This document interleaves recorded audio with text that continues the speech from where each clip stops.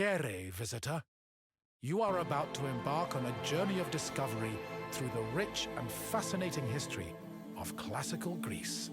You'll become fully immersed in the painstakingly detailed world built for Assassin's Creed Odyssey, which you are free to explore at your own pace, without any danger or time pressure. For a directed experience, take one of the many guided tours curated by prominent historians and archaeologists. Along the way, exchange words with some of Greece's most famous historical persons. The classical Greece you are about to explore is at the peak of its glory. This period is synonymous with grand accomplishments of the physical and the mental. Architectural marvels which still stand today dot its landscape, while towering achievements in philosophy, political systems, and art still influence our modern society in profound ways. We hope you become engrossed in the dazzling riches of ancient Greece and welcome you to your visit.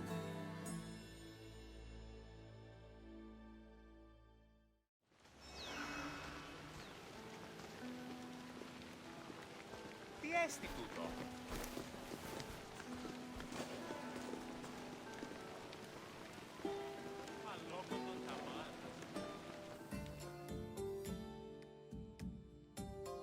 Greetings, wanderer, and welcome to the Acropolis, the shining jewel of Athens.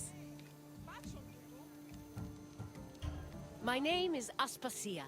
Though I am not originally from Athens, I have climbed to the top of its social ladder using my wit and intellect.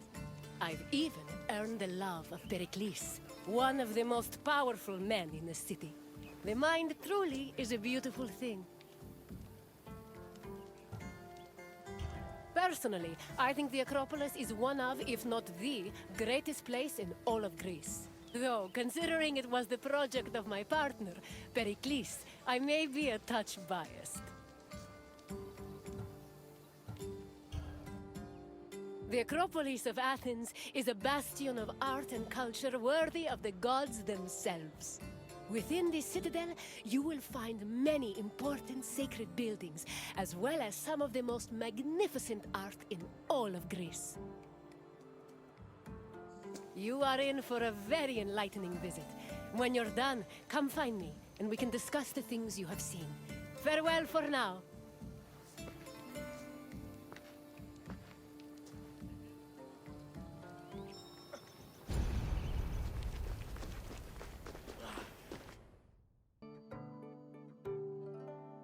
The Acropolis has gone through many changes in its long history.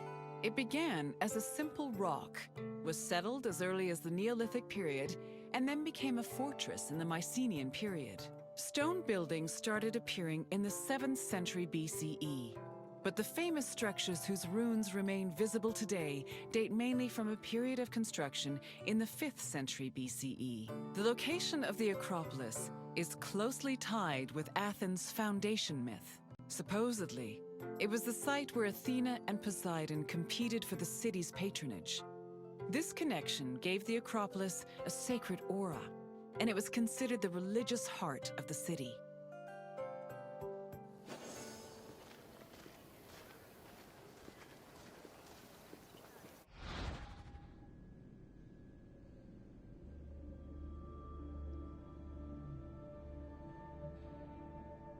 The Acropolis has gone through many changes in its long history. It began as a simple rock, was settled as early as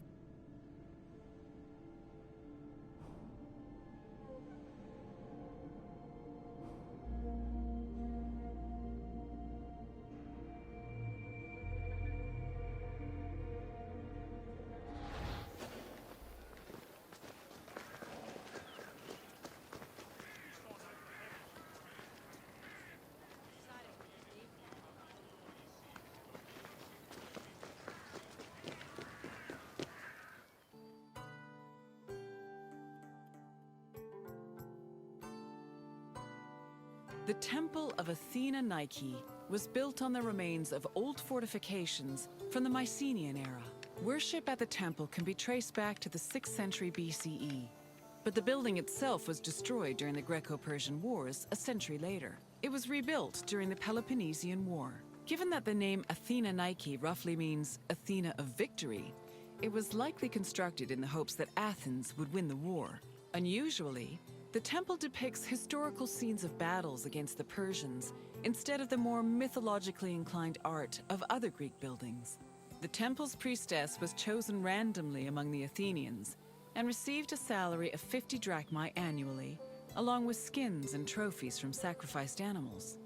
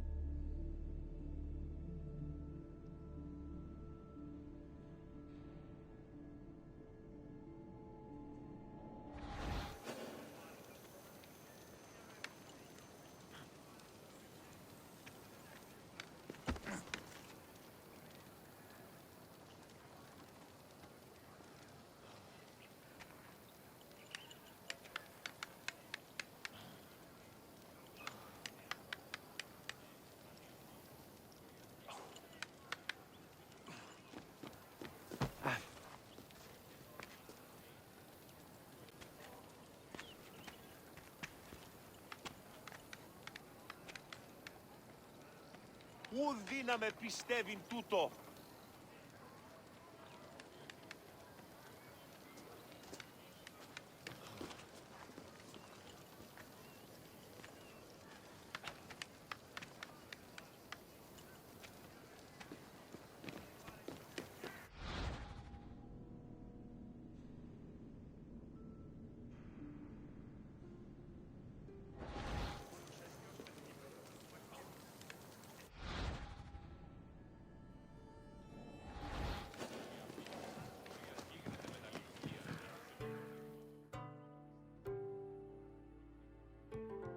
The Acropolis was built up over a long period, due in no small part to its partial destruction during the Greco-Persian Wars.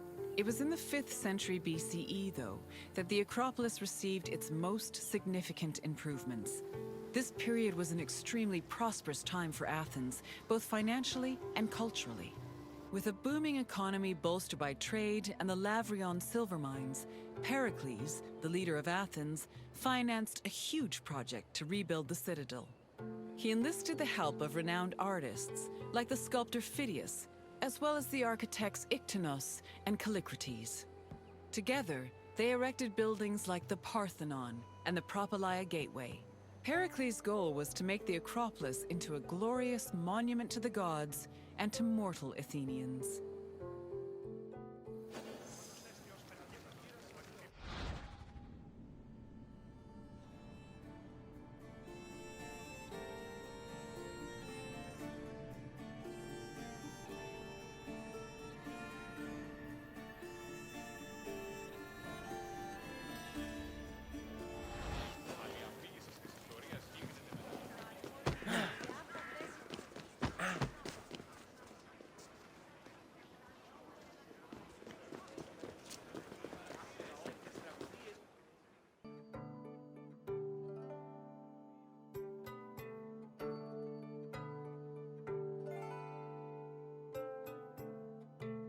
Behind the Propylaea was the giant bronze statue of Athena Promachos, or Athena who fights on the front lines. That name was reflected in the spear and shield the statue held in its hands. It was erected in the mid-5th century BCE by the artist Phidias. According to an inscription, it took 9 years to make and cost almost 500,000 drachmae. At approximately 10 meters tall, the statue was apparently so large that Pausanias claimed its helmet and spear tip could be seen from the sea near Cape Sunion, 60 kilometers away. The ornamentation on the statue's shield was engraved by the metalsmith Mies.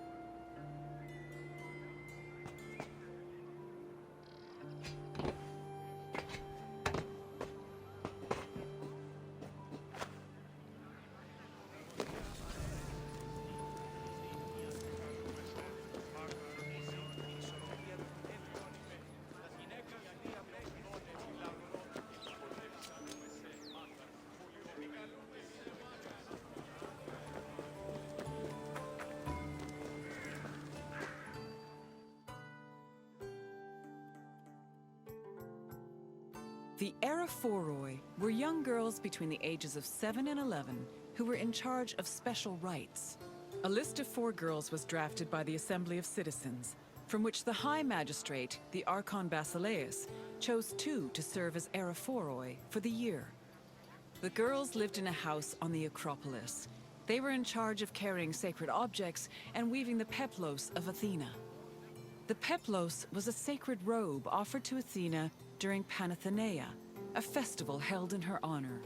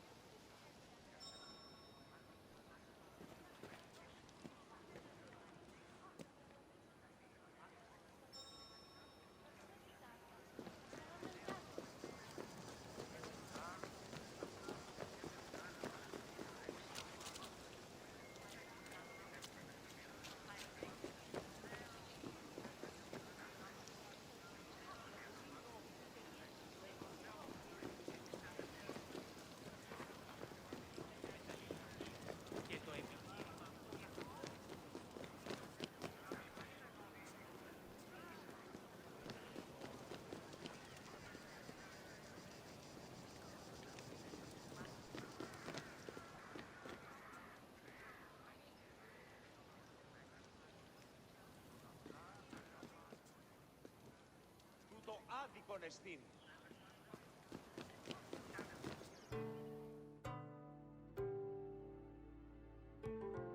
The Erechtheion was an atypical temple. It was dedicated not only to Athena Polias, but also to Cecrops, the mythical founder of Athens, his son Erechtheos, and even Poseidon, the sea god who challenged Athena for possession of the city. The temple was divided into sections. The eastern part housed a statue dedicated to Athena, while the western section jointly belonged to Poseidon and Erechtheos. Meanwhile, King Cecrops' grave was believed to be under the caryatid porch. Under the temple was a crypt that was said to contain the sacred snakes of Athena. The snakes may have had a sweet tooth because the priestesses of Athena allegedly fed them honey cakes.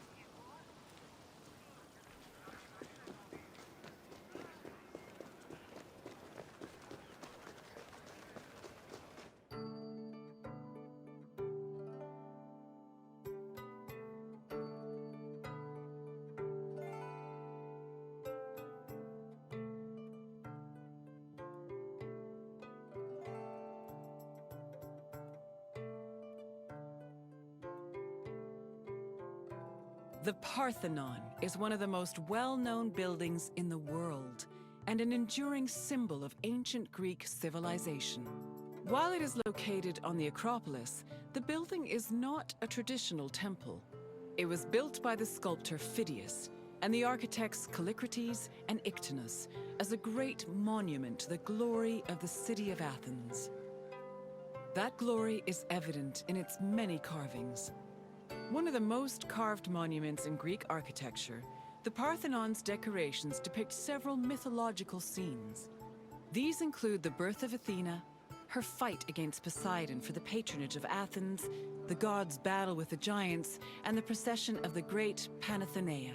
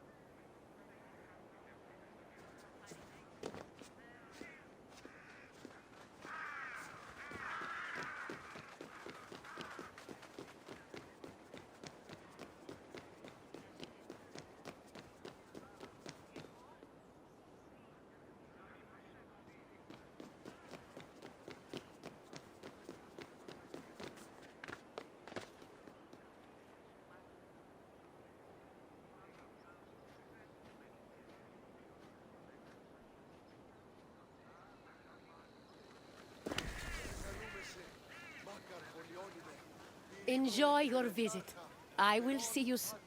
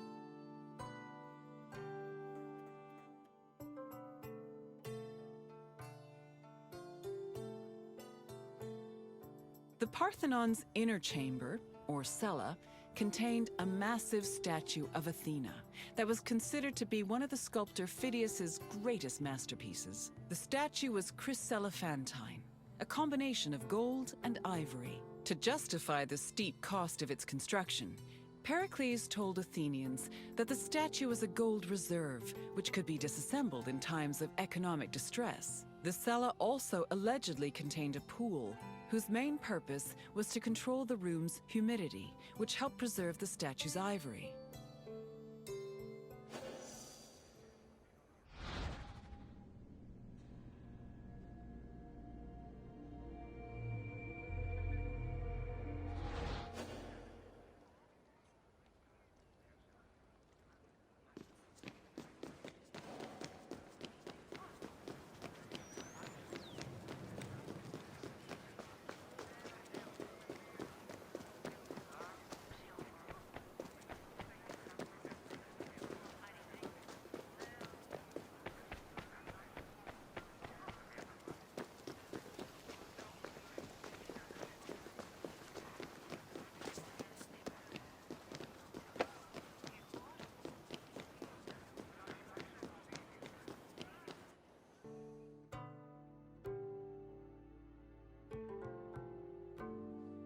Athens' treasury was located in the Parthenon, where it was believed to be protected by Athena herself.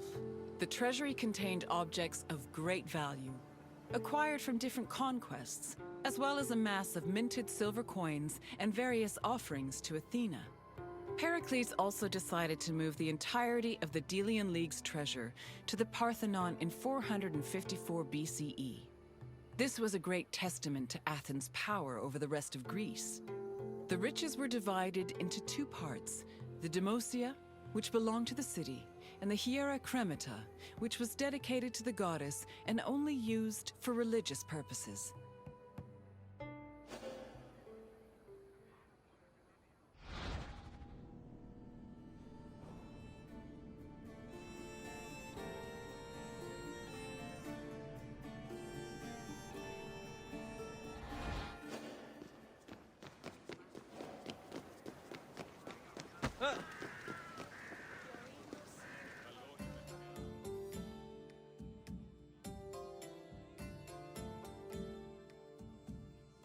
And what did you think of the Acropolis?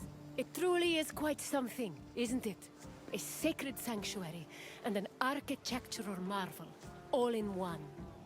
If you have any questions, don't hesitate to ask.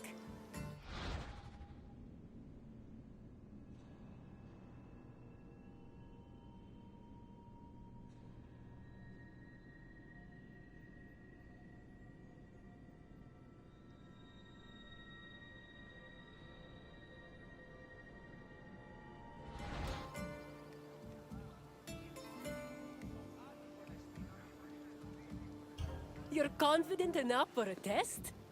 Very well. Let us see how much you know. Which two gods competed for Athens' patronage?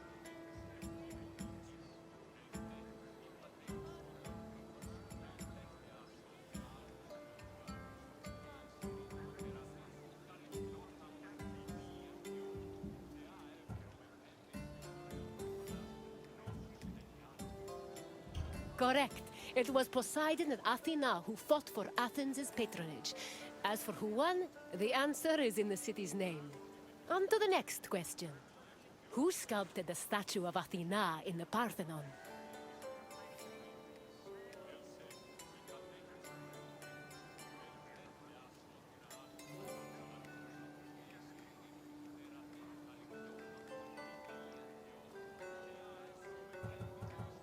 Who sculpted the statue of Athena in the Parthenon?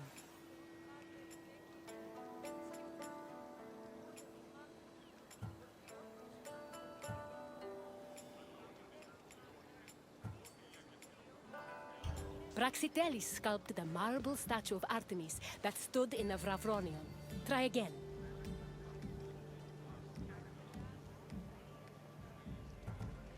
Polygnotos was a renowned Greek artist, but he was a painter, not a sculptor.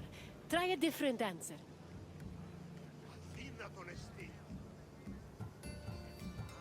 No, I must confess, I made that name up. Clever, huh? Correct. The renowned sculptor Phidias made the statue, which was considered one of his masterpieces. And now, the final question. Which king's tomb was believed to be under the Caryatid porch?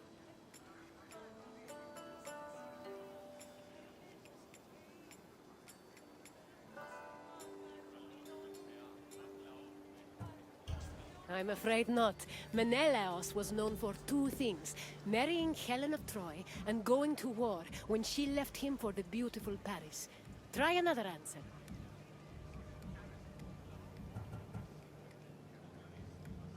That is correct. Cecrops was the mythological first king of Athens, and his tomb was said to be under the Erechtheion. It seems you know much about this place. Well done, wanderer.